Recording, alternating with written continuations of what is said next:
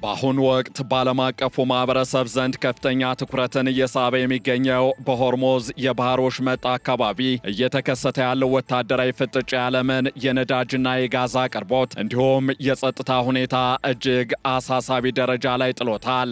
የኢራን ይፋዊ የዜና ወኪሎች የኢራን እስላማዊ አብዮታዊ ዘብ ወይም IRGC የአሜሪካን የጦር መርከብ በሆርሙዝ የባህር ወሽመጥ አቅራቢያ መምታቱን አስታውቀዋል። ከዚህ ጋር ተያይዘውም የአሜሪካ ማዕከላዊ እዝ ወይም ሴንትኮም ለዚህ ፈጣን ምላሽ መስጠቱ ተሰምቷል። ይህ በእንዲህ እንዳለ አሜሪካ በመቶዎች የሚቆጠሩ በባህር ወሽመጡ አካባቢ ማለፊያ አጥተው የቆሙ የንግድ መርከቦችን ለመታደግ ፕሮጀክት ፍሪደም ወይም የነጻነት ፕሮጀክት የተሰኘ አዲስ ወታደራዊ ዕቅድ ይፋ ማድረጓ በዋሽንግተንና በቴህራን መካከል ያለውን ውጥረት ወደ አዲስና አደገኛ ምዕራፍ ማሸጋገሩ እየተገለጸ ይገኛል። በዛሬው የዓለም አቀፍ ትንታኔ ዝግጅታችንም ኢራን የአሜሪካን የጦር መርከብ መትቻለሁ ማለቷንና የአሜሪካ ማዕከላዊ እዝ የሰጠው ምላሽ ምንድነው የሚለውን የአሜሪካው ፕሬዝዳንት ዶናልድ ትራምፕ ፕሮጀክት ፍሪደም ወይም የነጻነት ፕሮጀክት ሲሉ የሰየሙት ኦፕሬሽን ምንነት፣ የኢራንን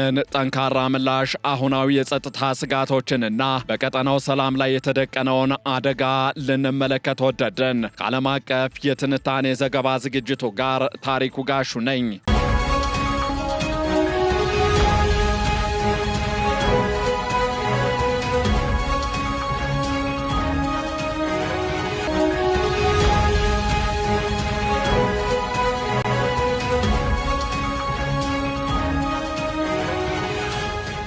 የኢራን ይፋዊ የዜና ወኪሎች የኢራን እስላማዊ አብዮታዊ ዘብ ወይም IRGC የአሜሪካን የጦር መርከብ በሆርሙዝ የባህር ወሽመጥ አቅራቢያ መምታቱንና መርከቧም ተገዳ ወደ ኋላ እንድትመለስ ማድረጋቸውን ዘግበዋል። በተለይም የኢራኑ ፋርስ የዜና ወኪል እንደዘገበው ከሆነ 2 ሚሳይሎች በጃክስ ወደብ አቅራቢያ የሚገኝ የአሜሪካ የባህር ኃይል መርከብን መትተዋል። እንደ ዘገባው ከሆነ መርከቧ የተመታቸው የባህር ላይ ደህንነትንና የአሰሳ ደንቦችን በመጣሷ ነው። ሆኖም ይህንን የኢራን መግለጫ የአሜሪካ ማዕከላዊ እዝ ሴንትኮም በአፋጣኝ ያስተባበለ ሲሆን ምንም አይነት የአሜሪካ የባህር ኃይል መርከብ አልተመታም ሲል በይፋ አስታውቋል። ይህ የኢራን አብዮታዊ ዘብ የአሜሪካን የጦር መርከብ መትቻለሁ የሚል መግለጫና የአሜሪካ ማዕከላዊ እዝ ማስተባበያ ፍጥጫ በሁለቱ ሀገራት መካከል ያለውን የመረጃ ጦርነትና የቃላት እሰጥ አገባ ይበልጥ አክሮታል። የአሜሪካው ፕሬዝዳንት ዶናልድ ትራምፕ ትላንት እሁድ ይፋ ያደረጉት አዲሱ ፕሮጀክት ፍሪደም ወይም የነጻነት ፕሮጀክት የተሰኘው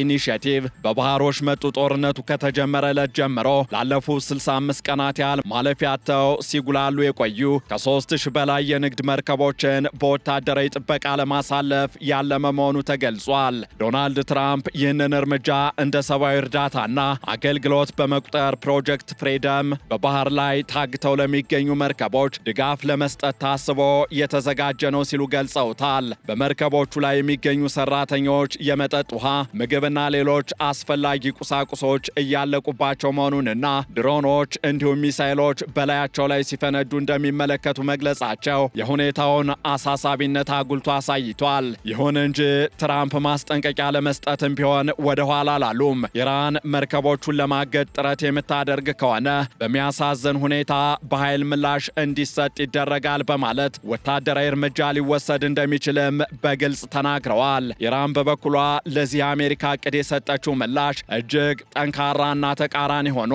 በዚህም የኢራን ከፍተኛ ወታደራዊ አዛዦች ማንኛውም የውጭ ወታደራዊ ኃይል በተለይም በእነርሱ አገላለጽ ወራሪው የአሜሪካ ጦር የንግድ መርከቦችን ለማሳለፍ ወደ ሆርሙዝ ወሽመጥ ለመግባት ቢሞክር የጥቃት ኢላማ እንደሚሆን አስጠንቅቀዋል።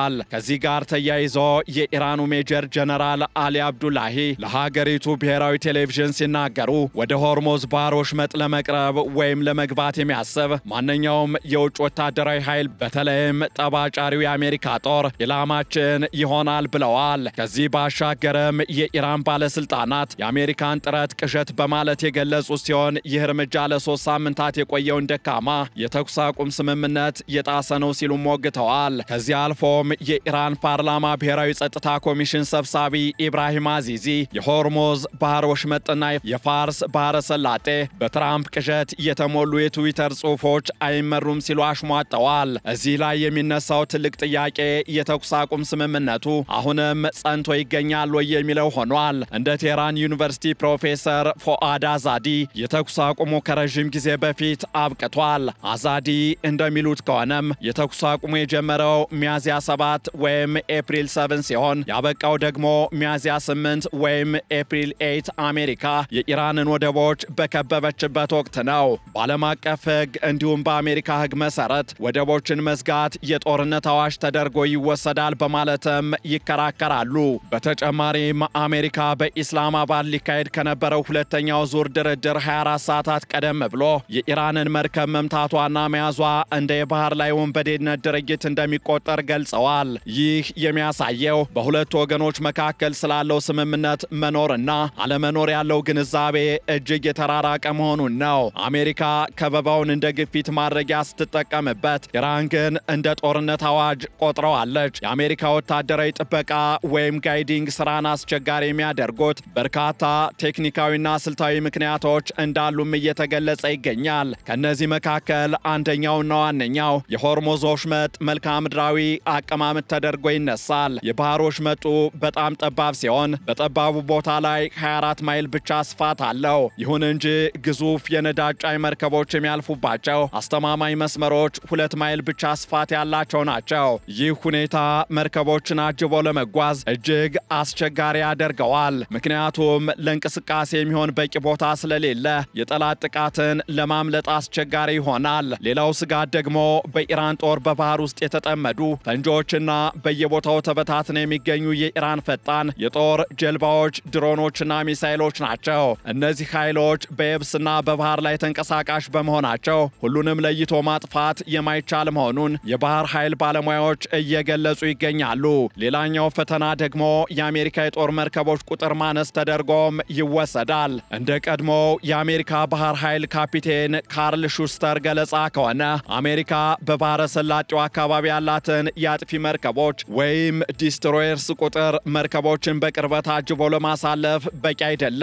በአሁኑ ወቅትም በአካባቢው ያሏት 12 መርከቦች ለወደብ ከበባ፣ ለአውሮፕላን ተሸካሚ መርከቦች ጥበቃና ለሌሎች ተልእኮዎች የተሰማሩ በመሆናቸው ሁሉንም የነዳጅ ጫኝ መርከቦች ጥበቃና እጀባ ስራ መዋል አይቻልም። በ1980ዎቹ በነበረው የታንከር ጦርነት ወቅት አሜሪካ ጥቂት የንግድ መርከቦችን ለማሳለፍ በርካታ የጦር መርከቦችን ትጠቀም እንደነበረም ይገለጻል።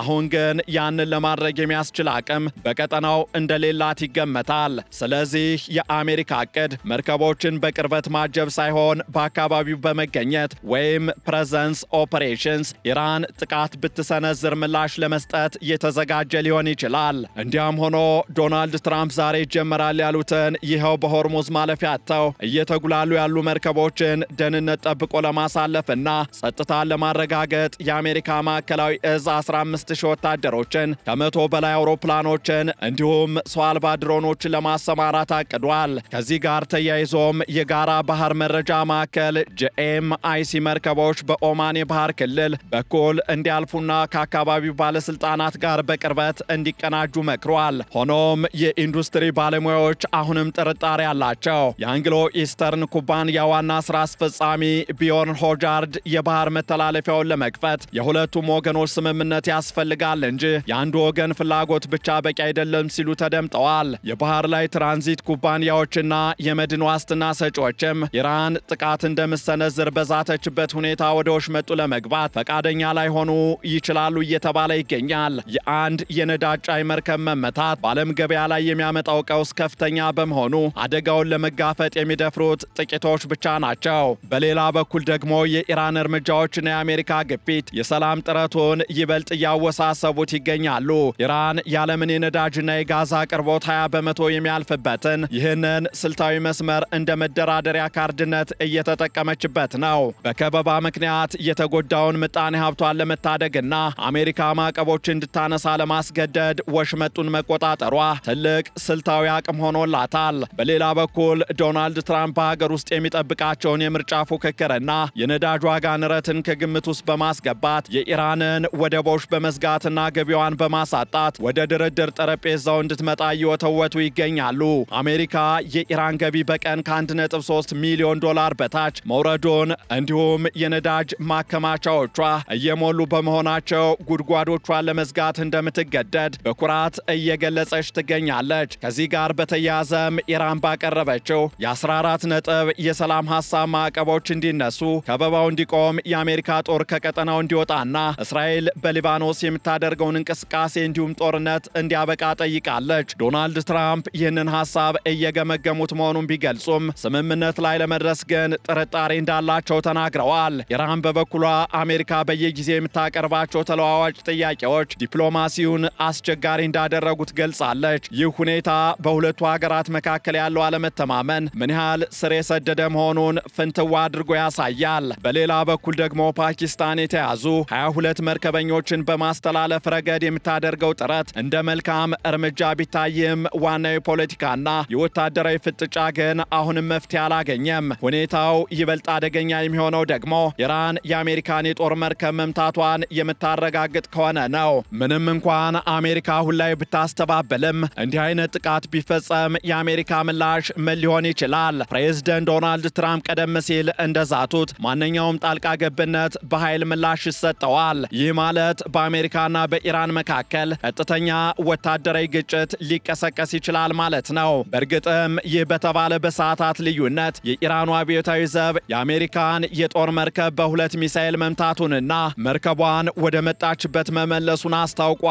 ሴንትኮም ቢያስተባበለም አሜሪካ በኢራን የባህር ኃይል ጣቢያዎች፣ በሚሳኤል ማስወንጨፊያዎችና በወታደራዊ መሰረተ ልማቶች ላይ የአየርና የሚሳኤል ጥቃት በመሰንዘር ምላሽ ልትሰጥ እንደምትችልም ይጠበቃል። ኢራንም በበኩሏ በባህሮች መጡ የሚገኙ ሌሎች የንግድ መርከቦችን በማጥቃትና የነዳጅ ፍሰቱን ሙሉ በሙሉ በመዝጋት የዓለምን ምጣኔ ሀብት ሽባ ልታደርግ ትችላለች። ይህ ደግሞ መላውን የመካከለኛው ምስራቅ ቀጠና ወደማይታወቅ ጦርነት ሊከት የሚችል አደገኛ ክስተት ይሆናል። ያም ሆነ ይህ የሆርሙዝ ባህር ወሽመጥ ቀውስ የሁለቱ ሀገራት ፍላጎት ግጭት ውጤት መሆኑ በግልጽ እየተንጸባረቀ ነው። አሜሪካ የባህር ላይ ነጻነትንና የንግድ ፍሰቱን ለማረጋገጥ ስትጥር፣ ኢራን ደግሞ ሉዓላዊነቷን ለማስከበር እንዲሁም የምጣኔ ሀብት ጫናውን ለመቋቋም ትንቀሳቀሳለች። በአሁኑ ወቅትም የባህር ላይ ትራንዚት ኩባንያዎች ለደህንነታችን ዋስትና የሚሰጥ የሁለቱም ወገኖች ስምምነት ያስፈልጋል እያሉ ይገኛሉ። ያለዚያ ግን በሆርሙዝ ወሽመጥ ላይ የታጎሩት መርከቦች እንዲሁም የዓለም ኢኮኖሚ ስጋት እንደቀጠለ ይቆያል። የዩኒቨርሲቲ ኦፍ ፕሊማውዝ ፕሮፌሰር ስታቭሮስ ካራምፔሬዲስ እንደሚሉት ከሆነ መርከቦች በባህር ወሽመጡ መግቢያ ላይ ለ65 ቀናት መቆማቸው ከፍተኛ ጫናን እየፈጠረ ይገኛል። እያንዳንዱ ኩባንያ በካፒቴኑና በሰራተኞች ላይ ያለውን ጫና እንዲሁም ሊደርስ የሚችለውን አደጋ ከግምት ውስጥ በማስገባት ውሳኔ ይሰጣል ብለዋል። የነዳጅና የጋዝ ጭነቶችን ለማንቀሳቀስ አስቸኳይ ፍላጎት ቢኖርም ደህንነቱ ባልተጠበቀ ሁኔታ መጓዝ ግን ከባድ ውሳኔን ይጠይቃል። እናም የአሜሪካና የኢራን ፍጥጫ በሆርሙዝ የባህር ወሽመጥ ላይ እጅግ አሳሳቢ ደረጃ ላይ ደርሷል። አሜሪካ የጦር መርከቧ መመታቱን ብታስተባበልም ኢራን ግን ወታደራዊ እርምጃ ለመውሰድ ዝግጁ መሆኗን በተደጋጋሚ እየገለጸች ነው። የትራምፕ ፕሮጀክት ፍሪደም ተስፋንና ስጋትን እኩል የደቀነ ሲሆን የሰላም ጥረቶችም በወታደራዊ እርምጃዎች ጥላ ስር ወድቀዋል። በቀጣዮቹ ቀናት የሚወሰዱ እርምጃዎች የቀጠናውን ብቻ ሳይሆን የዓለምን የምጣኔ ሀብትና የፖለቲካ መልክ የሚወስኑ ይሆናሉ። አሜሪካ በኃይል እየተጉላሉ ያሉ መርከቦችን ለማሳለፍ የምታደርገው ጥረት ኢራንን ወደ ቀጥተኛ ጦርነት እየጋበዘም ይገኛል። በሌላ በኩል ኢራን የባህር ወሽመጡን እንደ ግፊት ማድረጊያ መጠቀሟ የዓለምን ምጣኔ ሀብት ዋጋ እያስከፈለ ይገኛል። ዓለም አቀፉ ማህበረሰብም ሁኔታው ከቁጥጥር ውጭ ከመሆኑ በፊት ዲፕሎማሲያዊ መፍትሄ እንዲገኝ ከፍተኛ ግፊት ማድረግ ይጠበቅበታል። የሆርሙዝ የባህር ወሽመጥ እንደገና በሰላም እንዲከፈት ከተፈለገ የወታደራዊ ጡንቻ ማሳያ ፖሊሲዎች ተገተው ወደ እውነተኛ ድርድር መመለስ ብቸኛው አማራጭ ይመስላል። ይህንን ዓለም አቀፍ ትንታኔ ስናዘጋጅ ሲኤንኤን፣ ኤፒ ኒውስ፣ አልጀዚራ እንዲሁም ሮይተርስን በዋቢነት ተጠቅመናል።